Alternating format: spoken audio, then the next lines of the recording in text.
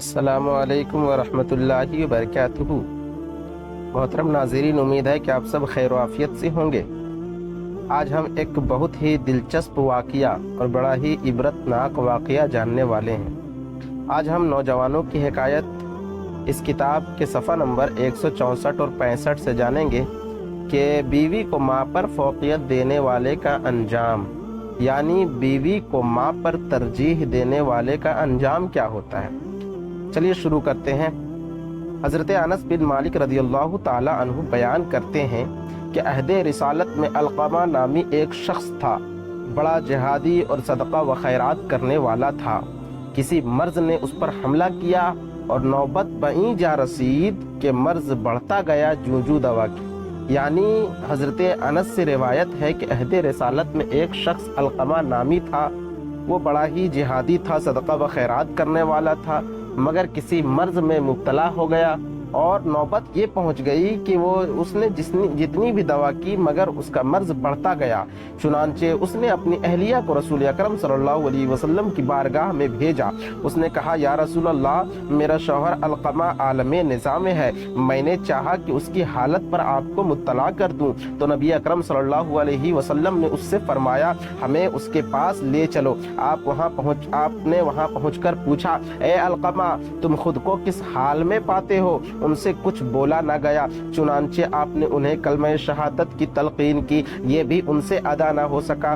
جب ان کی موت کے آثار یقینی طور پہ نظر آنے لگے تو نبی اکرم صلی اللہ علیہ وسلم نے ان کی اہلیہ سے پوچھا، کیا اس کے والدین حیات سے ہیں؟ عرض کیا، یا رسول اللہ، باپ تو بہت پہلے داغ مفارقت دے گئے، تاہم ان کی بوڑھی ماتا ہنوز حیات سے ہیں، یعنی ان کی بوڑھی ماں اب تک زندہ ہیں۔ حضور اقدس صلی اللہ علیہ وسلم نے انہیں بلوایا، حاضر ہوئی۔ آپ نے فرمایا، ہمیں علقمہ کے بارے میں کچھ بتاؤ۔ کہا، یا رسول اللہ، وہ صوم و صلاۃ و صدقہ و خیرات کا تو بڑا پابند تھا، لیکن میں ان سے ناراض ہوں۔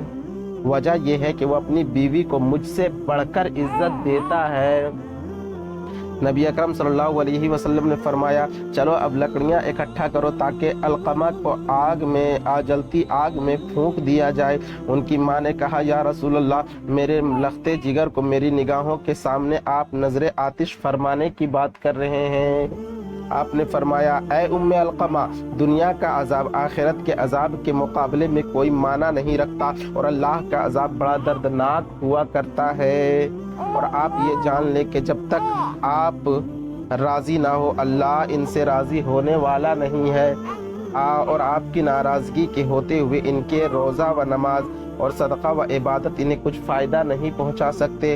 کہا، یا رسول اللہ، میں اللہ اور رسول کو گواہ بنا کر کہتی ہوں کہ اب میں ان سے راضی ہوں۔ چنانچہ آپ علقمہ کے پاس آئے اور پھر اسے کلمہ شہادت کی تلقین کی، تو اب انہوں نے اپنی زبان سے ادا کیا، اور پھر اسی لمحے روح قفس انصری سے پرواز کر گئی، اور تجہیز و تکفین کے بعد ان کی نماز جنازہ ادا کی گئی۔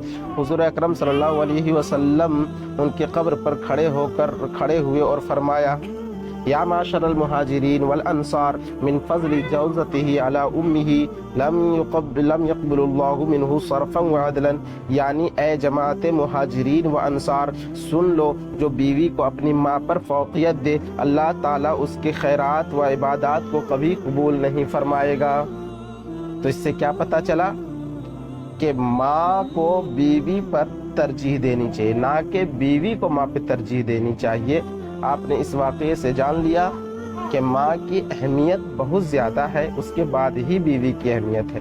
اگر آپ کو یہ ویڈیو اچھی لگی ہو تو ہمارے چینل المصباح اسلامک اکیڈمی کو سبسکرائب کریں اور اس ویڈیو کو شیئر کریں تاکہ لوگوں تک ماں کی فضیلت و اہمیت پہنچ سکے اور کما حق اپنی ماں کے فرائض کو ادا کر سکے۔ السلام علیکم ورحمۃ اللہ وبرکاتہ۔